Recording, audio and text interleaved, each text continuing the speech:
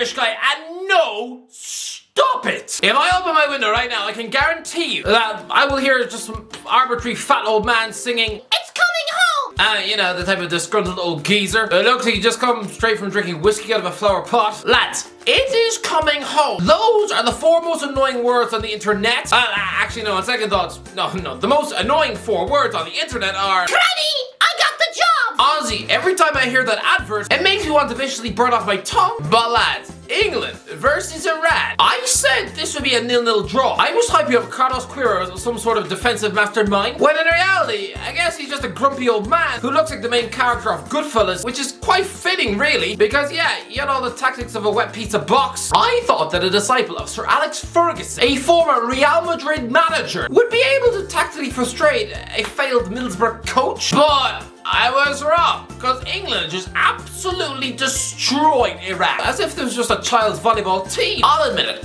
I gassed up Iran. I thought they were going to be a tactically astute, defensive nugget of a team, that watching Southgate trying to tactically break them down would be a bit like watching a giraffe trying to tap dance. But no, Iran weren't difficult opponents at all. They were hopeless, absolutely brutal and awful. I mean, I said they would keep a clean sheet. I mean, as if enough people on the internet didn't think that I was someone with the intelligence of a dead pig. I mean, you've only gone out there and conceded 6. Iran! Yeah, more like I ran away from the ball. These players were hopeless. I mean, look at Marcus Rashford's goal. The left back just dives in, as if he was trying to tackle someone who's just nicked his grandma's purse down the local post office. Ozzy, did Iran not realise that England were shrouded in negativity coming into this World Cup? I mean, you would think that a country who just lost by the width of a penalty shootout in the final of their last major tournament, you would think those fans would actually be brimming with optimism, right? I mean, go back to the 2006 World Cup. I mean, yeah, France also lost in the final due to a penalty shootout again against Italy, but you can bet your dog's belly button that those same French fans couldn't wait for Euro 2008 to start. I mean, especially with new exciting talent coming through like Karim Benzema, Samir Nasri and Hatta Ben Arfa. They finished bottom of their group, but still. So it is weird that most English fans were looking forward to this tournament with absolute dread in their stomachs, as if they've just been asked to kiss their grandmother on the lips. I mean, sure, I get it. I mean, if Stephen Fry was given a ticket to watch England in Qatar, then, I mean, yeah, no. For him, it'd probably be safer to try and brush the teeth of a wolf. But I mean, no, most English fans are so pessimistic, utterly groaning in their soup at the remaining presence of a guy in the dugout who, I'm sorry, it just looks like the human reincarnation of Donkey off Shrek. Iran could have chose to sit in, just dig deep and frustrate the players. I mean, chuck 5 in the back with 2 defensive midfielders, but no. Queiroz did none of this. Instead, he just limply stood on the sidelines with his hands in his pockets. He didn't possess the aura of someone who looked like he was competing in the biggest game of his career. No, he looked like someone whose wife had just dragged him to the premiere of Legally Blonde 3. Lads, it's already a weird World Cup. I mean, for the opening ceremony, Qatar, for some reason, chose to drag the guy at Bruce Almighty. I mean, a bit ironic they chose him, because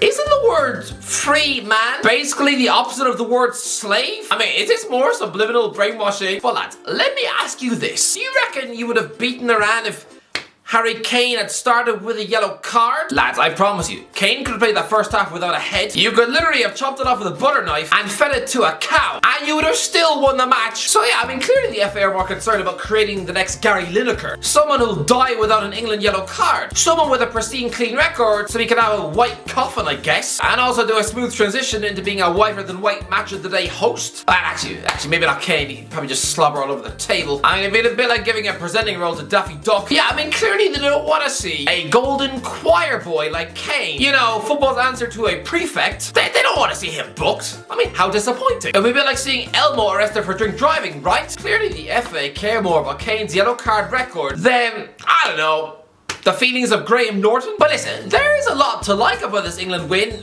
if you're English. I mean, that's England's last game in a major tournament ended in abhorrent racial abuse. So I mean, just look at the goal scorers. I wish somebody could have just filmed Big Bill from Wigan in his living room. You know, the one who's probably got a portrait of Nigel Farage framed on his wall. You know, the same type of belligerent meathead who probably refuses to holiday in Bradford. I wonder if he celebrated by dancing around his room, or if he just furiously sat rooted in his seat and throwing beer cans at his wife. Jude Bellingham, Bukayo Saka, Raheem Sterling and Marcus Rashford. I mean, 2 of those guys missed penalties in the Euro 2020 final. I mean, it would have been lovely redemption for the team if all 3 of those who'd missed pens had now scored in this game, but No! Sadly, Jadon Sancho is probably down some pub in Surrey, angrily knocking back a tap water, munching on some scampi fries, and weeping into his Gucci purse. But I can tell you this, lads, if Sancho had started this game on that right wing, he'd have scored against Iran too. Let's talk about Bukayo Saka. I mean, I know English hype is a major thing, but I mean, I don't think Saka gets talked about enough. We have seen far lesser footballers get a bigger build-up in the media in the past. I mean, the likes of Theo Walcott was spoken of as an English Thierry Henry, but for some reason, Saka, he doesn't get the attention he deserves, and I have no idea why. When Sean Wright-Phillips was his age, he was being given a monster move to Chelsea and being spoken of as a future world-class star. But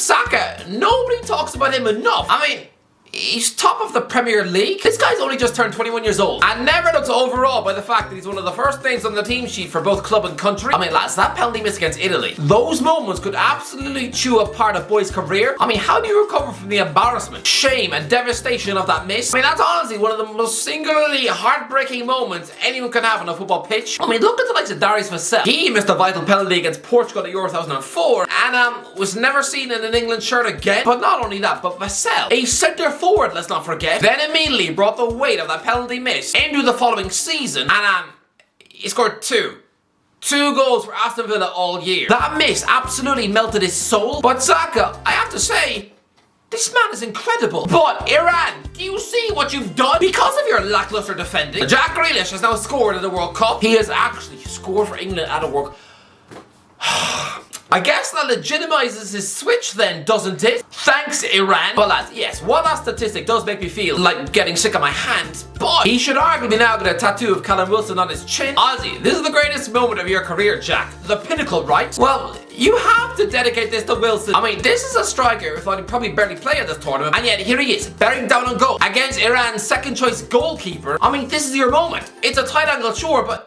you'd still back him to score, right? I mean, Wilson, a former striker at Tamworth in Kettering Town. This is your chance to get on the score sheet at a World Cup. And I mean, all that's standing in your way is a demoralised goalkeeper who clearly has the reflexes of snot. And to the left is just a hairy, sweaty meatball who slagged off Mickey Almiron. You know, your Newcastle mate. I'm guessing the moment that Wilson chose to instead pass, I bet his family, sitting in the crowd, Team Wilson, probably all angrily kicked the floor. If you're going to be selfish in a game of football, I mean, it's this. You're 5-1 up against Iran. You may never get this opportunity ever again, and you choose to selflessly pass? Honestly, Callum, he's too nice for his own good. But yeah, lads, Ole Gunnar Solskjaer was offered the chance to manage at this World Cup. I mean, Iran actually rang him up and offered him the job in the summer. Can you imagine? Can you imagine if Southgate was facing Solskjaer at a World Cup? Two men who were inexplicably placed on Manchester United's managerial shortlist 3 years ago, when in reality, both men's combined tactical knowledge could be scribbled on the back of a KFC napkin. I don't know, are there any napkins in there? Or did the customers just wipe their face on their shoe? But yeah, why did Ollie say no? I mean, if it was a political issue, then fair play, I guess. But if it was due to a footballing issue, then wouldn't coaching at a World Cup be a bit more fun than, I don't know, living in the Norwegian mountains, eating mouse soup and building a snowman with your kids? I mean, Solskjaer wasn't the only one to turn on the gig. Former AC Milan coach Vincenzo Montella said no too. And I can see why. These footballers are about as skillful as undercooked shepherd's pie. I mean, let the Jude Bellingham hype train start now, right? Listen, he was good here. He was. Brilliant.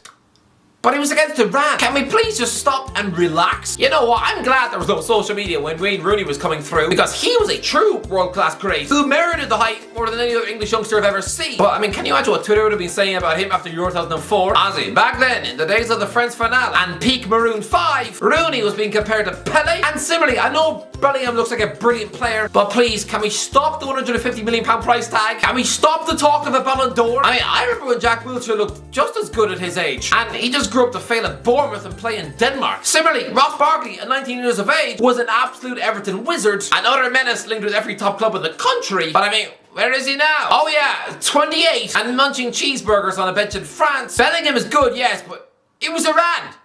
Relax. I mean, people want to talk about corruption in this World Cup, right? Does nobody find it unusual that the Iran goalie Biryan had to come off after colliding with his own teammate, Majid Hosseini? Yeah, I mean, do you know who the goalie was who replaced him to make his World Cup debut? His name was Hossein. Hosseini. Yeah, I mean, clearly the defender and the second choice goalie come from the same family tree. I'm not one for conspiracy theories, but do you not think this might have been organised last month at one of their nephew's birthday parties? Although, to be fair, looking at this tackle and the proximity of their faces, I mean, I'm surprised the Qatari police didn't instantly burst onto the pitch and arrest them on the spot. But finally, how do you reckon Jordan Pickford feels? This was one of England's easiest ever games at the World Cup, and yet he still concedes twice? I'm not sure how he conceded 2 goals. Lads, this is the first time that England conceded 2 goals inside 90 minutes at a major tournament since Iceland booted them out of Euro 2016 nearly 7 years ago. Pickford must honestly be inside that changing room, hyperventilating into a tissue box. Ow! How on earth did Iran score twice? But yeah,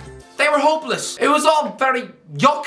I backed you, Iran. I thought you would do well. I thought you would frustrate England. But no, there was none of that. Absolutely nothing. You clearly just turned up to wilt on this pitch and die. I mean, someone explain this to me. I mean, did Queiroz feed the players a pre-match meal of poisoned toast? Did the players spend last night watching Breaking Bad until 6 a.m? Or are they really just actually that bad? Anyway, that's the video. Let me know in the comments what you think, right? Let me know. What World Cup videos do you want to see next? Let me know in the comments. If you enjoyed the video, don't forget to like, subscribe. As always, I'll talk to you in a while.